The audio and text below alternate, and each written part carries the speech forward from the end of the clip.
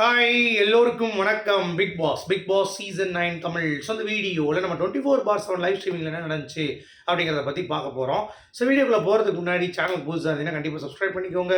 Video மறக்காமல் ஒரு like பண்ணிக்கோங்க. இப்போ நம்ம வீடியோக்குள்ளே கண்டிப்பாக போகலாம். ஸோ இன்றைக்கி வந்து பார்த்தீங்கன்னா 3 விஷயங்கள் லைவ் நடந்துச்சுங்க. ஒன்று வந்து பார்வதியும் சாண்ட்ராவும் கேம் எப்படி இருக்குது அப்படிங்கிறத டிகோட் பண்ணிட்டு இருந்தாங்க. நம்ம விக்ரம் தனியாக கேமராமேன் நின்று திவ்யாவை பற்றியும் கனி அவர்கள் எவிக்ஷன் பற்றியும் புலம்பிட்டு இருந்தாப்புல அப்படிங்கிறது பார்க்க முடியுது. அடுத்து அரோராவுக்கு என்னடா இவ்வளோ பாசமாக இருக்கீங்க எல்லாருமே அப்படின்ற மாதிரி ஒரு நிகழ்வு வந்து நடந்தது அப்படிங்கிறது தான். ஸோ இது எல்லாத்தையும் நம்ம டிஸ்கஸ் பண்ண போகிறோம். அடுத்து நாமினேஷனுக்குள்ள போட்டு ஒரு சம்பவம் பண்ணிட்டாங்க அப்படிங்கிறது எத்தனை பேர் பார்த்தீங்க? வேறு லெவலில் பிரித்து மேய்ஞ்சிருக்காங்க பார்வதி அப்படிங்கிறது தான். ஸோ என்ன அப்படிங்கிறத பற்றி டீட்டெயிலாக பார்க்க போகிறோம். ஸோ ஃபஸ்ட்டு வந்து பார்த்தீங்க அப்படின்னா பார்வதியும் சாண்ட்ராவும் வந்து பேசிகிட்டு இருக்கும்போது விக்கல்ஸை பற்றி ஒரு பாயிண்ட் வைக்கிறாங்க நம்ம சாண்ட்ரா. அதாவது நான் வந்து பிரஜன் வெளியே போகும்போது என் புருஷன் போனான்னு நான் அழுதேன். ஆனால் அது வந்து ட்ராமாவான் சிம்பத்தியான்.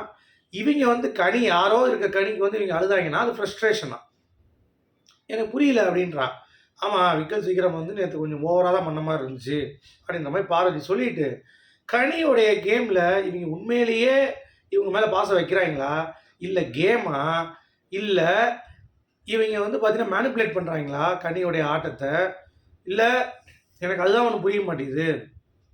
உண்மையான லவ்வா உண்மையான பாசமா அப்படின்னு சொல்லிட்டு உடனே கனியோடைய ஃபேன்ஸ்லாம் வந்துட்டு உங்களை மாதிரிலாம் ஃபேக் கிடையாதுமா அப்படின்றாங்க. டேய் நீ இதை உண்மையிலே ஆடினா கூட இந்த ஷோக்கு அது தேவையில்லையே. விஜயலட்சுமி வந்து களி ஊற்றிட்டு போயிட்டாலே அப்படி இருந்தும் உங்களுக்கு வந்து திருந்த மாட்டீங்க அப்படிங்கிறப்ப என்ன பண்ண முடியும்? நீ எதுவும் வர்றதில்லை, 1 ஹவரே வர்றதில்லை, 24/7 நீ கண்டென்ட்டே பண்ணுறதில்ல, சும்மா உட்காந்து புறணி பேசிகிட்டு இருக்க ஊர்கலை மாதிரி அப்படின்ற மாதிரி நான் சொல்லலை. இனிமேல் நீ வயசுக்கு வந்தா என்ன வரலன்னா என்னன்னு சொல்லிட்டு விஜயலட்சுமி சொல்லிட்டு போயிட்டா.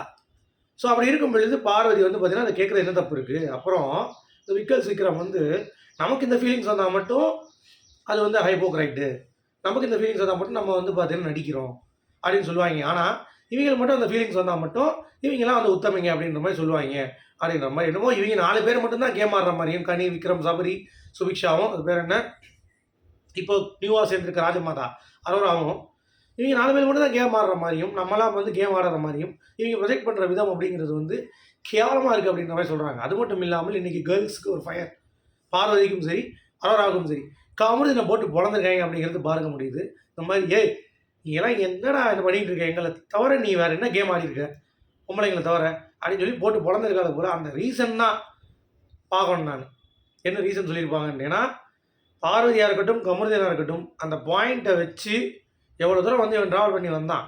அரோராவுக்கு இப்போ புரிஞ்சிருச்சு இவன் என்னென்ன பண்ணான் அப்படின்னு சொல்லிட்டு, பார்வதிக்கும் புரிஞ்சிருச்சு இவன் என்னென்ன பண்ணான்னு சொல்லிட்டு போட்டு தள்ளிட்டாளுங்க. அது நம்ம பேசுவோம். அடுத்து விக்ரம் என்னமோ கனி வந்து டாப் 5 வியூவர்ஸ் யாருக்கும் வந்து பார்த்தீங்கன்னா சென்ஸ் இல்லையா, நீங்கள் கரெக்டாக பாருங்கன்றான். நாங்கள் 4 பேர் ஜாலியாக தானே பேசிகிட்டு இருக்கோம், எங்கெங்கே கார்டு எடுத்தோம் சிம்பத்தி ஊட்டுறாங்க. இவங்க வெறும் பேசுறது அரசியல் மட்டும்தானா, வேறு அதை பற்றி இவங்க பேசவே இல்லையா? டேய் நீ இங்கே பாரு, நீ என்ன சொல்ல நான் நம்புறதுக்கு என்ன, நாங்கள் என்ன புயல் காற்றுல அவள் பிரி தின்ட்டு இருக்கோமா? மூஞ்சி மோரையும் பாரு அழுகுறாங்க அப்படியே. நீங்கள் வந்து இது பண்ணிட்டீங்க. அப்புறம் திவ்யா வந்து அண்டர்ஸ்டாண்டிங்கே இல்லை அவங்களுக்கு, திவ்யா வந்து கேட்கவே பண்ணுறாங்க, அதுக்கு வந்து அழுகுறது ஓகே நியாயம், சரி ஓகே. அதுக்கு நீ அழுவியாடா? அதுக்கு கேவலமாக இல்லை? திவ்யா கிட்ட ஸ்ட்ரைட்டாக போய் பேசுகிறதுக்கு உனக்கு வந்து ஒரு தைரியம் இருக்க மாட்டேங்குது. இங்கே உட்காந்து வந்து அழுதுட்டு இருக்கேன் அவன் இந்த மாதிரி இப்படி இருக்குது அப்படி இருக்குன்ட்டு பார்க்குறதுக்கு ஒரு மாதிரி இல்லை.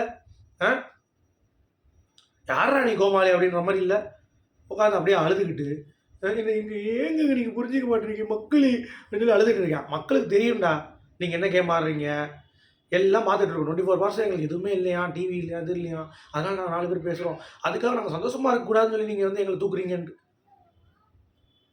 மூஞ்சி முகரையும் விக்ரமுக்கு. சரி இது ஒரு பக்கம். அடுத்து அரோராவை பேம்பர் பண்ணுறாங்க. விட்டா பேம்பர்ஸ் போட்டு விடுவாங்க போல், சாப்பாடு ஊட்டி விட்றாங்க சபரி. அவளும் அப்படியே அவளுக்கு என்ன நடந்துச்சு இந்த வீட்டில்? விஜய் சேதுபதிலேருந்து எல்லாம் சப்போர்ட் இருக்குது. ஒரு சில பேர் வந்து திட்டிகிட்டு இருக்காங்க. நீ தகுதியே இல்லாத ஒரு போட்டியாளர் தான், இவளுக்கு போய் சாப்பாடு விட்டுறது என்ன, அவள் உட்கார்ந்துக்கிட்டு அப்படியே பேசுகிறது என்ன, புறம் பேசுகிறது என்ன, டைட்டில் அளவுக்கு ஃபஸ்ட் சேதுபதி சொல்கிறது என்ன? எம்மா இந்த மாதிரிலாம் உலக உத்தமிகள்லாம் இவ்வளோ தூரம் வந்து ஒரு ஹைலைட் கொடுக்குறது அப்படிங்கிறதுலாம் வந்து கேடுகட்டத்தனமாக இருக்குது. சரிங்களா? ஸோ இவளும் அதை யூட்டிலைஸ் பண்ணி நானும் ராஜமாதாவை பொறுப்பேற்றுக்கிறேன் அப்படின்ற மாதிரி விக்ரமும் அப்படியே கட்டி தழுவிக்கிறது என்ன பயங்கரமாக இருந்தது இந்த ட்ராமா அப்படிங்கிறது பார்க்க முடியல. உங்களுடைய கருத்துக்கள் சொல்லி மீண்டும் சந்திப்போம்.